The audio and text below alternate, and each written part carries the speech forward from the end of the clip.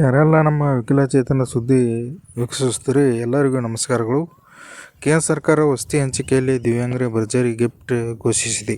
ಮೋದಿ ಸರ್ಕಾರ ನವದೆಹಲಿ ಮೇ 22ರಂದು ಕೇಂದ್ರ ಸಚಿವ ಮನೋಹರ್ ಲಾಲ್ ಗುರುವಾರ ಅಂಗವಿಕಲರಿಗೆ ಕೇಂದ್ರ ಕಚೇರಿ ಸರ್ಕಾರ ವಸತಿ ಹಂಚಿಕೆಯಲ್ಲಿ 4ರಷ್ಟು ಮೀಸಲಾತಿ ನೀಡುವ ಮಹತ್ವದ ನಿರ್ಧಾರವನ್ನು ಕೈಗೊಂಡರು. ಸುಗಮ ಭಾರತ್ ಅಭಿಯಾನದಡಿ ಎಲ್ಲ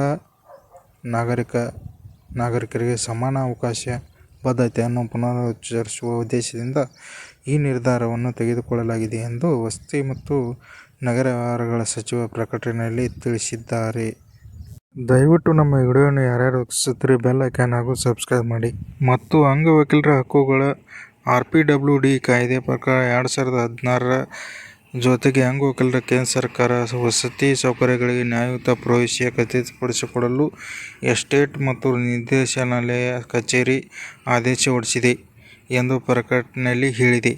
ಸಚಿವಾಲಯದ ಪ್ರಕಾರ ಈ ಉಪಕ್ರಮ ಪ್ರತಿಯೊಬ್ಬ ನಾಗರಿಕರ ಸಬಲೀಕರಣಕ್ಕೆ ಸರ್ಕಾರದ ಸಮರ್ಪಣೆ ಪ್ರತಿಬಿಂಬವಾಗಿದೆ ಮತ್ತು ಅಂತರ್ಗತ ಮತ್ತು ಪ್ರವೇಶಿಸಬಹುದಾದಂಥ ಭಾರತ ಅಡಿಪಾಯವನ್ನು ಬಲಪಡಿಸುತ್ತದೆ. ಇತ್ತೀಚೆಗೆ ಸುಪ್ರೀಂ ಕೋರ್ಟ್ eKYC ಡಿಜಿಟಲ್ ನಿಮ್ಮ ಗ್ರಾಹಕರ ತಿಳಿದುಕೊಳ್ಳಿ ಪ್ರಕ್ರಿಯೆಯನ್ನು ಅಂಗವಿಕಲರಿಗೆ ಪ್ರವೇಶಿಸುವಂತೆ ಮಾಡಬೇಕು ಎಂದು ತೀರ್ಪು ನೀಡಿದೆ.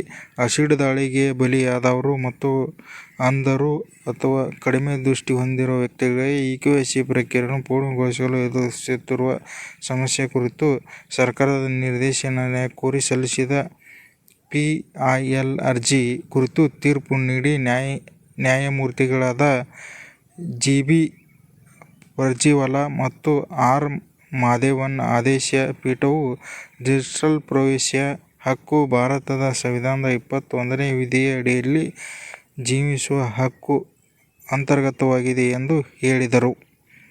ಯಾರೆಲ್ಲ ನಮ್ಮ ವಿಕಲಚೇತನ ಸುದ್ದಿ ವೀಕ್ಷಿಸ್ತೀರಿ ದಯವಿಟ್ಟು ಸಬ್ಸ್ಕ್ರೈಬ್ ಮಾಡಿ ಹಾಗೂ ಬೆಲ್ ಐಕಾನ್ ಮಾಡೋದನ್ನು ಮರಿಬೇಡಿ. ನಮಸ್ಕಾರಗಳು.